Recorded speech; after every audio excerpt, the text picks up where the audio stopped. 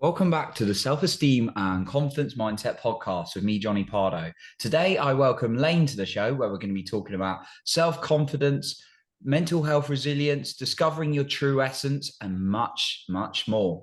So a quick introduction to Lane. So Lane is a long time trailblazer in the field of therapeutic arts.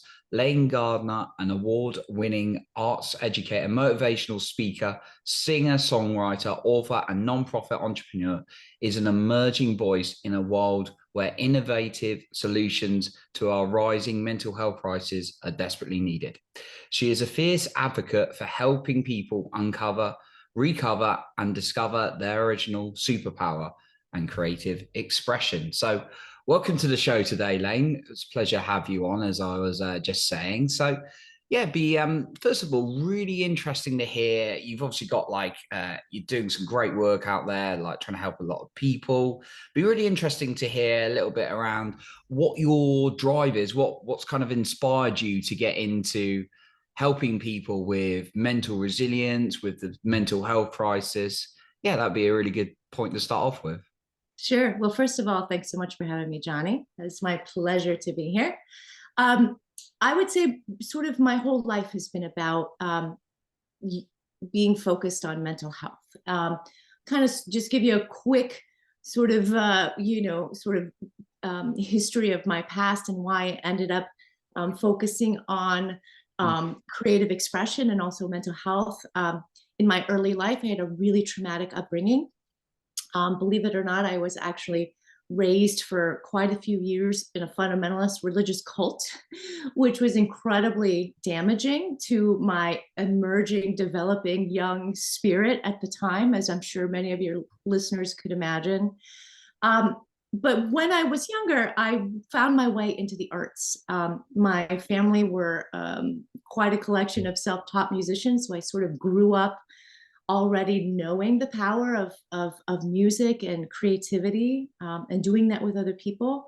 Um, but kind of as a way to survive and get out of the house, I found myself moving into the arts, into community theater, into studying voice and music and all of that. And what I realized over the course of my early life was that was really the lifeline, which shameless little plug about my new book, which is called Lifeline, where I talk about how using the arts and one's innate creativity was really the lifeline that sort of helped me to get through my early life in such a traumatic and damaging home life. And so over the years, as I, sort of went through my first career as a professional singer actor, and then ultimately ended up starting to work with a lot of people and teach the arts and also through a nonprofit situation where we were sort of bringing the power of creativity to people, really just understanding that our own creative expression is a way that we can help ourselves get through difficult things, that we can know ourselves more, we can learn more about who we really are, what our true essence is, and how to help ourselves to navigate the ups and downs of our mental health on a daily basis. And also to, really sort of be able to tap into the power of who we truly are. And so that's sort of my journey through my difficult past and into why I do this now. I've lived it for all the years that I've been alive, and I've witnessed it in hundreds and hundreds and hundreds of young people and adults over the years. And it's sort of a really, really powerful avenue for people to know that they have within them. I love that. I love how you went out there, you were able to be creative and find out more about who you were, and then now you're in that situation where you're able to help others to do the same. So loving that. And I'm really keen on the subject of like true essence and trying to discover who we are, because I personally found it quite difficult. I know many people I spoke to have found it quite a difficult thing to do. So one thing that I often hear from people, and I've definitely been in this boat myself, is this kind of almost a sense of like, I'm a little bit lost in life. I'm a little bit lost of who I am. And then we just get caught like thinking like, where do we want to go? who are we ultimately? For that individual who's perhaps really, really stuck, caught in that kind of overthinking pattern, maybe it is, and like really stuck, how could they move forward with that? I think that it's such a common experience for all of us. And I think a lot of it comes from the way we kind of our early life, right? We're often told who to be, how to live our life, whether that's from Exactly. authority figures, family members, teachers, mentors, society, commercials, right? Like advertisements, right? Like the impact that we're constantly receiving is this is who you should be. This is what's expected of you. So I think one of the things that I talk about a lot in the book is this idea that we've sort of been covered over, by all these other ideas. And so that really messes with our mental health, right? It can really create a lot of havoc, whether that be through feeling misaligned, feeling like something's missing and you kind of can't put your finger on it, but you feel that you're just not quite you just quite don't really have your sense about you. It can create a great deal of depression in people as well to not have access to that true essence, to that part of ourselves that is complete, that is full, right? And so, one of the things that I always sort of in my line of work where I'm using um, the arts and creativity as an avenue to get inside of yourself. And one of the things I always say is that creative expression isn't about being an artist, right? It's not about, oh, let me go, be a painter, let me go sing like Beyonce, right? I think a lot of times as adults, we feel intimidated by this idea of, oh, I'm not creative anymore. I used to do that as a kid, but I can't do that anymore, right? And so this idea of using creative expression as your unique, perfect toolbox for going within, right? And it doesn't mean you have to go and paint a painting in order to know who you are. You can, there's any kind of creative expression like dancing in the kitchen, right? Put Spotify on and just Mm. shake it out for a little bit and get into your inner your that sort of flow state, right? Where you're sort of doing something and you're forgetting all of these um, layers of who you are supposed to be out there, right? And so, any kind of creative expression is a way that we can get into knowing ourselves more and access these treasures and these tools and these resources that are the true us, right? And that is a way that we can get to know those parts of ourselves and feel less um, misaligned or less like ourselves, which is how we sort of have this mental health crisis where we're just not able to be who we truly are. So I always try to make a case for, you know, doing something that puts you in a flow state, a creative state is going to help you access those answers that you're seeking, that you're missing, the parts of yourself that you don't even know that you're missing, right? And that's the cool thing about using creativity is it gets you beneath the surface of your mind that kind of functions on a daily basis. And you can tap into this inner wisdom, this inner knowing that already has the answers that you're looking for. It's a cool way to think about it. It doesn't have to be hard work. It could be fun, Mm. fun way to get to know yourself, you know? Yeah, and I think we can. I've certainly been there, and people I've worked with as well have been conditioned that everything's got to be hard.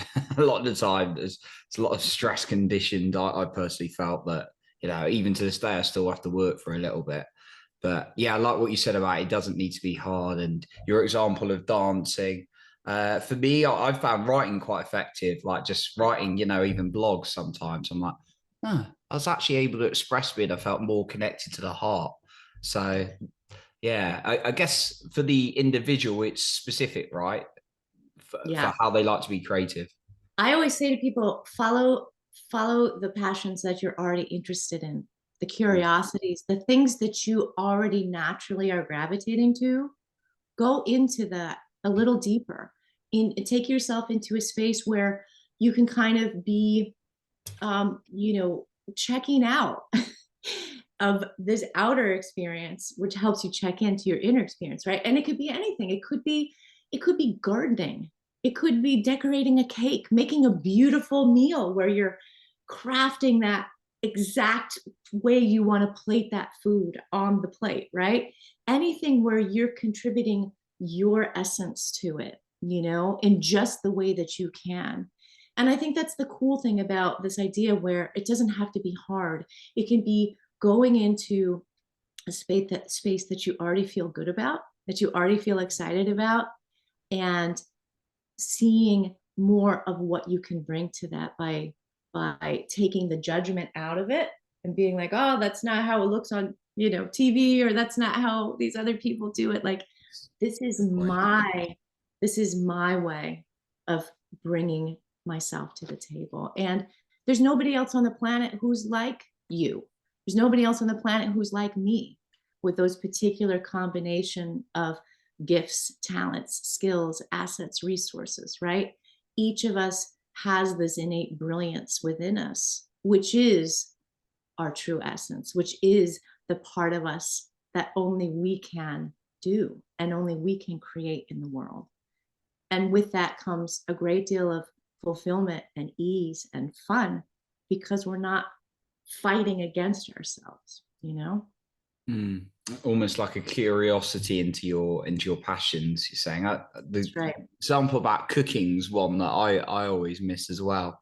I'm not particularly a creative cook, but can be in other ways. But yeah, for some people it can just really be cooking that meal, and like I like what you said about combining those ingredients and like Yeah. yeah, re- Yeah. really putting something together. That's amazing. I love that. So yeah, I guess obviously with the like mental health space as well, that lots of people you're kind of touching on a little bit are quite like start kind of not in touch with their true essence.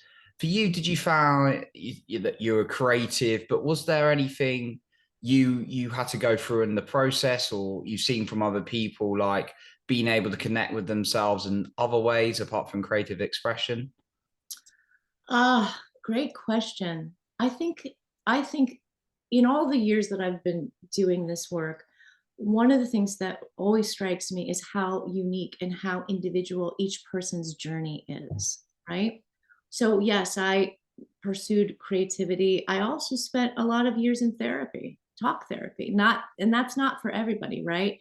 Mm. But I think that, you know, each person sort of is drawn to the things that they are already interested in. And so, I think that sometimes um, I see, people getting involved in community and hearing other people's stories, right? I think that the notion of feeling alone in our stories, like we're the only person who's going through this, right? And so one of the things I've witnessed is people who are involved in community where they're able to see that what they're going through has similarity to what others are going through. And that sort of shared experience and that shared connection, I think, can offer people a sense of not only feeling so alone, but also finding a little more confidence to, oh, okay, well, if I'm not the only one going through this, then maybe I can find a little more courage or a little more confidence to explore more of my story, my journey, what I'm going through. And I think that connection and community is, it's one of our basic needs, right, as human beings. Mm. So I love this idea of finding support and finding more. I don't know what the right word is, but like finding more of our stories and other people's stories, and that can help us to find our way back to ourselves as well. Mm. Yeah, I'm a big fan of the power community, and particularly ideally in person if I can as well. Obviously, there's a lot of opportunity with Zoom, but yeah, even like things like men's group can be really useful, or around like people wanting to do deep work on themselves on like a retreat, like I was in Peru last year, and everyone doing some like deep work on themselves. It's powerful for me personally. Yeah. But yeah, I really resonated with what you said about it being individual to each person. And I think I've definitely been in the trap of like just trying to follow a certain like sequence or what I think I should be doing because I'm trying to role model someone who's done really well in their life, but maybe it doesn't work for me. So I think Mhm. that's what you're saying with the creative expression and Yeah, generally like that mental resilience. It's or bouncing back. It's kind of what's going to be specific to you, that's right? right. And I think the idea of going within to what you were expressing about like all the different ways that you've sort of been looking within and sort of doing a deep dive, right? Like ultimately, in my experience, life is an inside job. We have the everything we already need inside us in order to become our truest selves and live our fullest lives.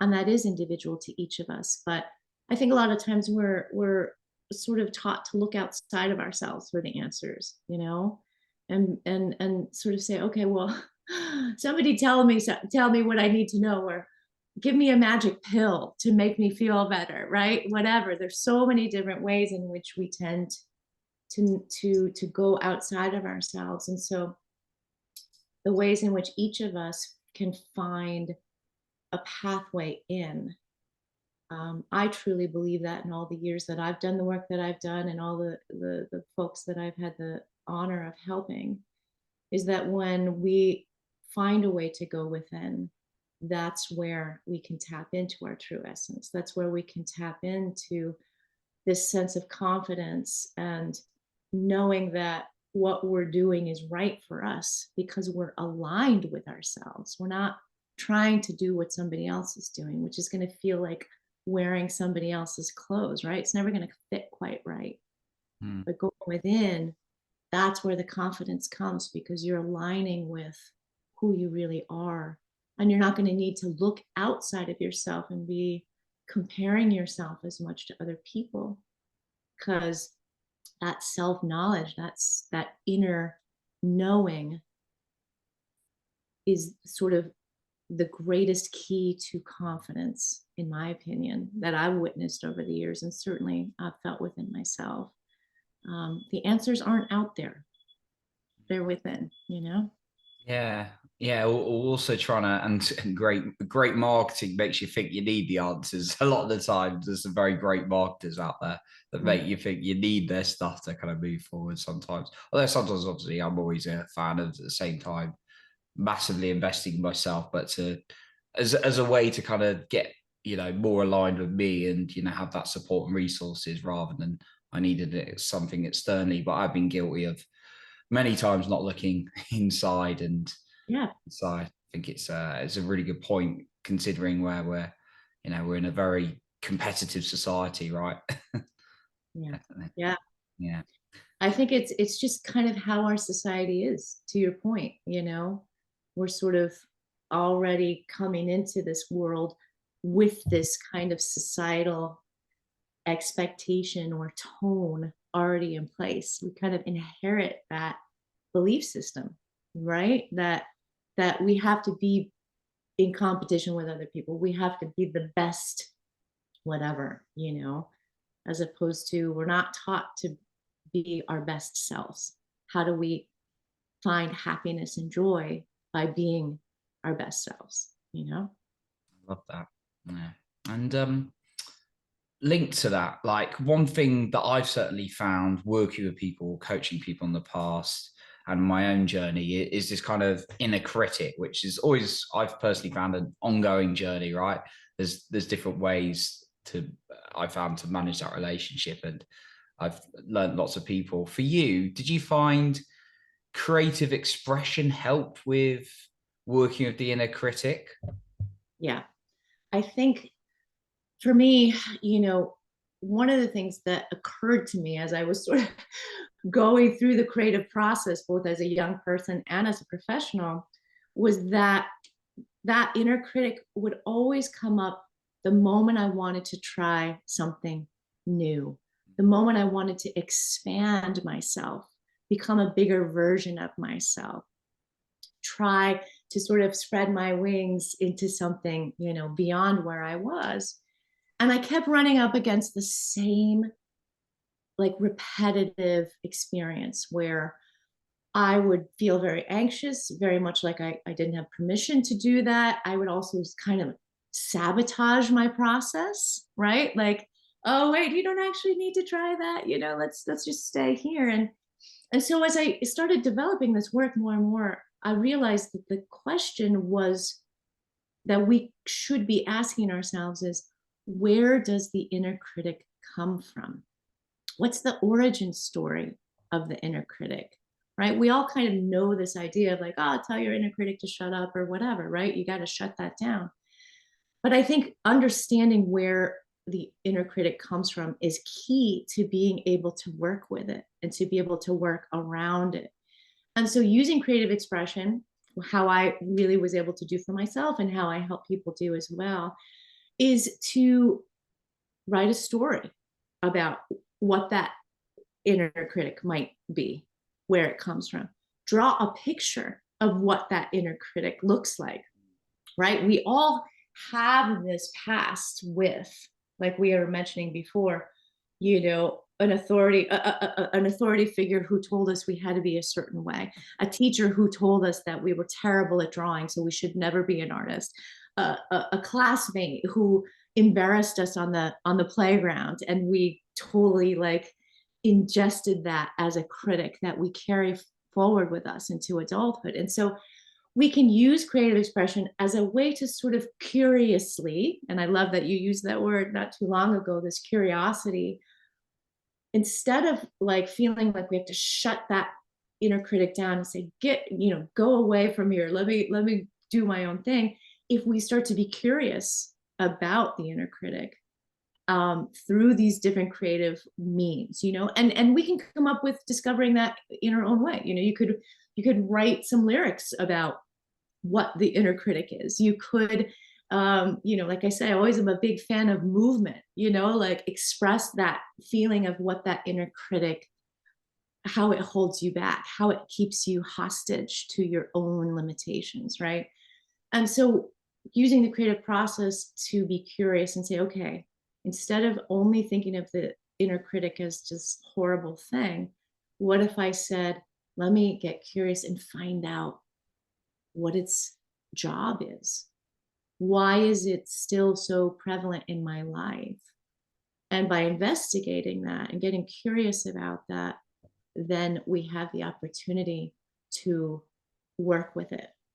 And I'm not saying that it won't ever continue to come up when we try to expand and grow into the next version of ourselves, but we'll be able to recognize, oh, that's just my inner critic. I know what that is.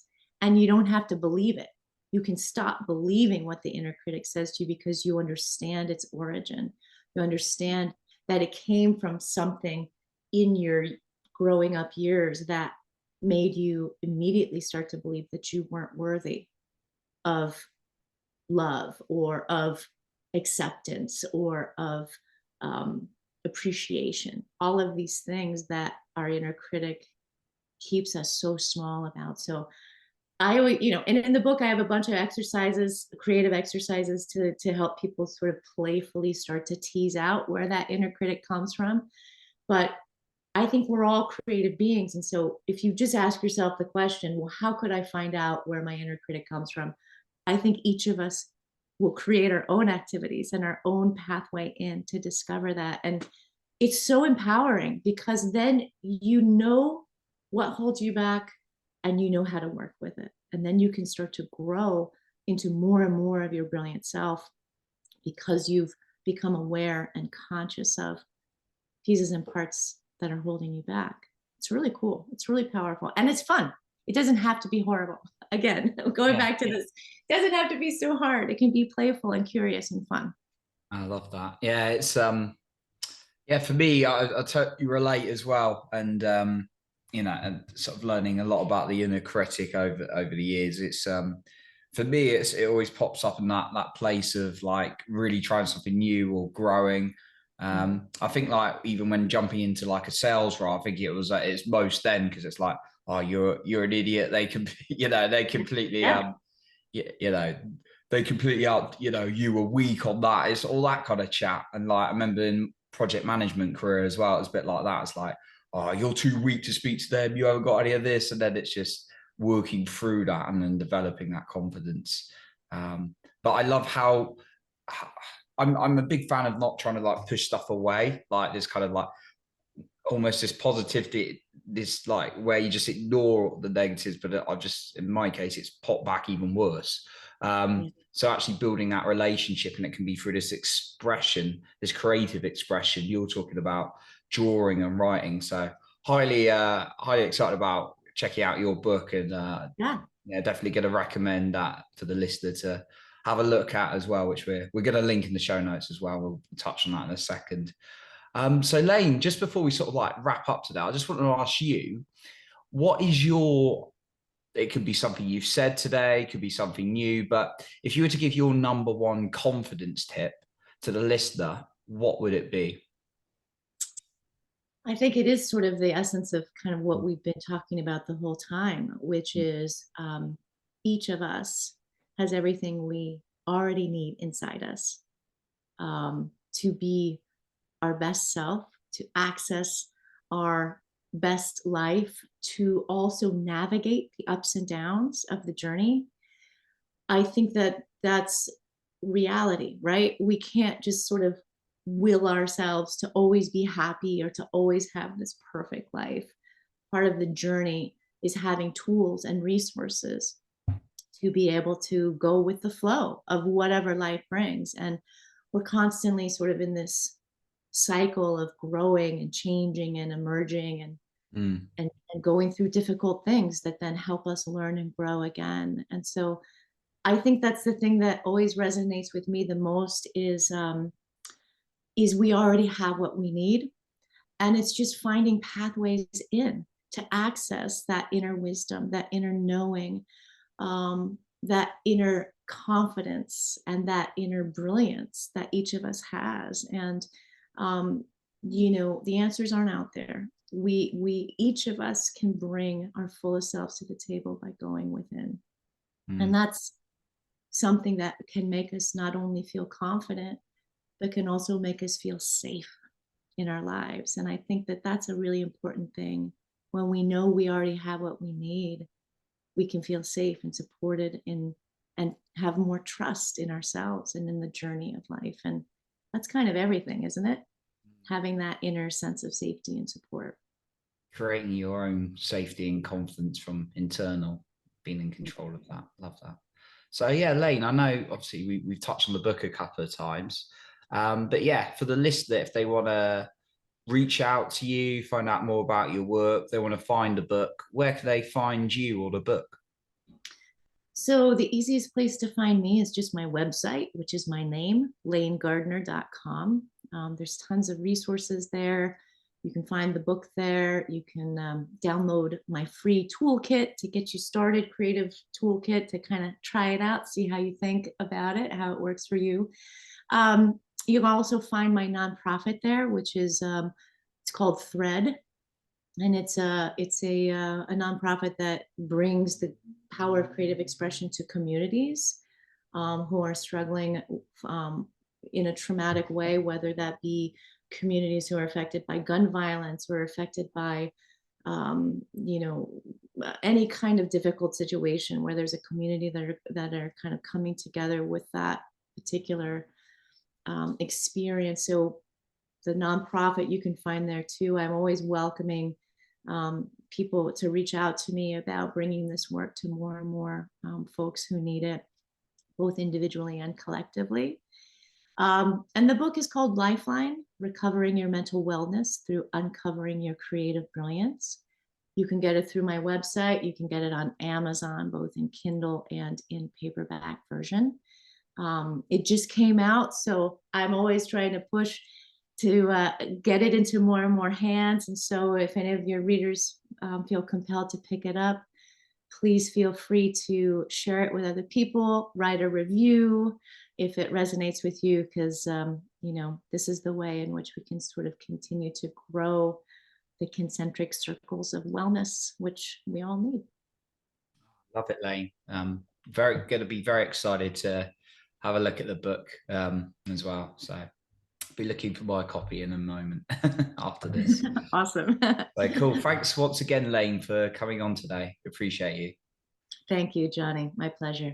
Everything you shared. So that concludes our episode for today. And remember, you are in control of your own self-esteem and confidence.